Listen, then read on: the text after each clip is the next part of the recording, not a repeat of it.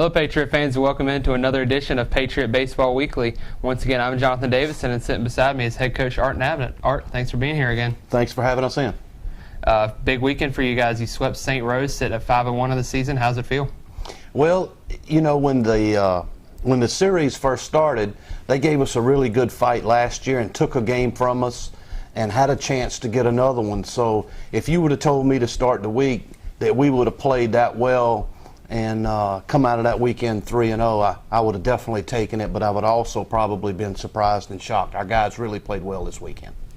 Well, the weather forced some schedule changes. You ended up playing a doubleheader Friday, and I don't think it could have gone much better. You guys, 30 runs total, 18-1 in the first game, 12-0 in the second game. Let's start with the first game. Talk about the offensive output. How were you able to be so successful out there?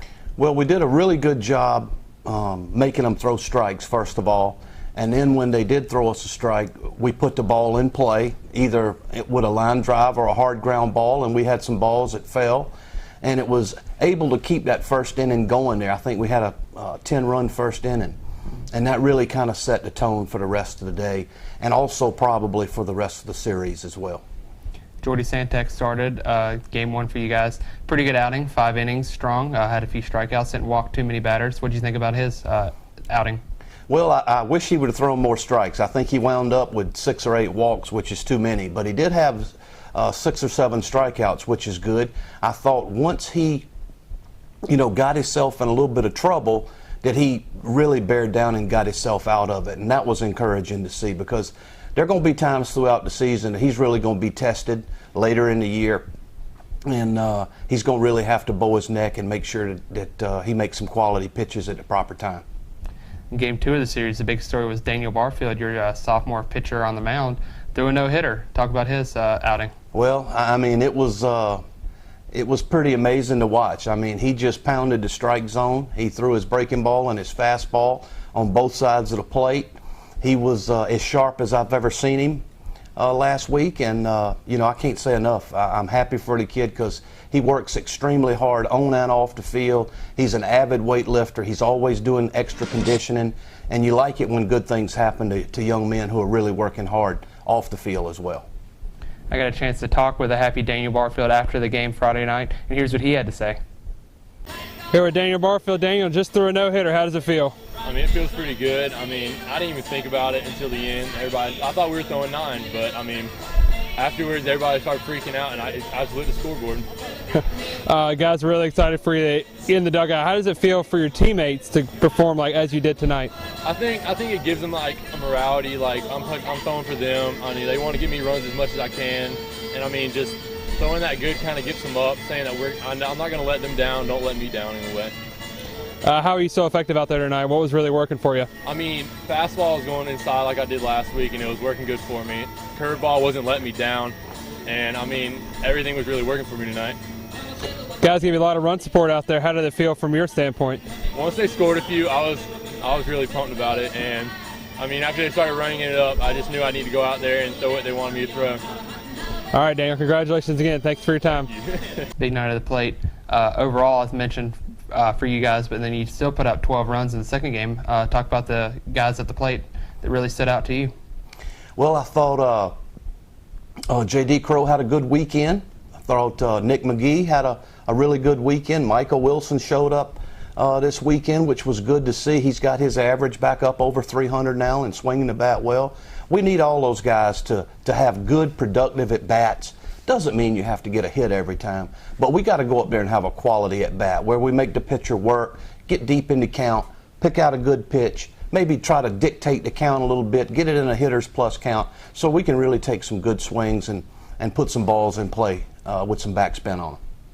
Another guy that really had a good day at the plate was Cole Morris. He really giving you guys a big spark out of the 9-hole out there, really setting your leadoff guys up really well, getting on base, really hitting for a high average. Talk about what he's done for you guys this year. Yeah, Cole's a feisty guy. He comes to the ballpark ready to play every day. Sometimes I have to calm him down a little bit because he can be a little overboard with his feistiness, but I like that.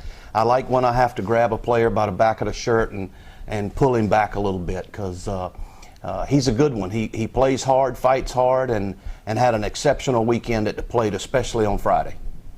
I got a chance to talk with Cole after the game Friday night. Very excited to talk with us. Here's what he had to say. Standing here with Cole Morris. Cole, you had a big night tonight, 4 hits in the second game victory. How did it feel out there? Felt pretty good. Trying to do what I could for the team, trying to do whatever we can to get a win out here. How were you able to find so much success at the plate tonight? Trying to go backside mostly, just trying to see ball hit bat and square it up, I guess. Not trying to do too much. Your pitcher Daniel Barfield threw a no-hitter out there. How do you feel for him? Oh, he's a great pitcher. Great future ahead of him. He's had great success while he's been a Patriot, and probably going to see a lot more out of him. Overall, you guys scored 30 runs tonight between the doubleheader. What was, from a team standpoint, how was it able to come together so well out there? I don't even know how to answer that. A lot of guys just stepped up tonight. A lot of guys were squaring balls up the entire night. No strikeouts, not a lot of strikeouts, not no strikeouts. Strikeout minimum was key, putting ball in play. What's it going to take to, I know it's going to be hard to top this performance, so what's it going to take to become even better out there? Well, we got to become better to compete in the PBC. That's one of the best Division II conferences there are, so we got to be a little better. We got to be sharper. We can always be better on defense, always be better pitching. We got to do better. All right, Cole, thanks for your time. Thank you. Yesterday, Game 3 of the series was more of what we were accustomed to, a nice little 7-2 game, a pretty quick game out there. What'd you see out there yesterday? I thought both teams pitched extremely well. We got a few key hits in the middle innings. We had a big inning. We scored 3 runs, and that seemed to be the difference in the game. But both teams pitched extremely well, was happy with our guys, and we got some clutch hits, and that was good to see. Yesterday, Spencer Jordan started for you guys, and he put in solid 4 innings from my vantage point. I saw he looked a lot more comfortable out there than what I saw from the tournament last weekend. His walk numbers were down, had a nice 6 strikeouts. Talk about Spencer's performance. Thought Spencer made a lot of improvement from last weekend. We got his pitch count up a little higher, which was one of our goals this weekend. Again, we want to be real careful about evaluating his end results per se. We want to get his pitch count up and see how he bounces back on Tuesday and Wednesday and how his shoulder and his body feel. And we just got our fingers crossed that we continue making this progression with him as we get closer to opening up our conference season in 2 weeks. You mentioned him already, but J.D. Crow had a big game yesterday, had, I think, 3 RBIs, 2 RBIs in 1 inning, really kind of broke the game open late, gave you some guys some nice insurance run. Talk about what he did for you guys out there. Well, J.D. gives us a solid 3-hole hitter who's got a good eye at the plate. He really works the pitcher. He's played well defensively for us at third and behind the dish. So we're really pleased that he's wearing a Patriot uniform now and look forward to him for the next 3 seasons.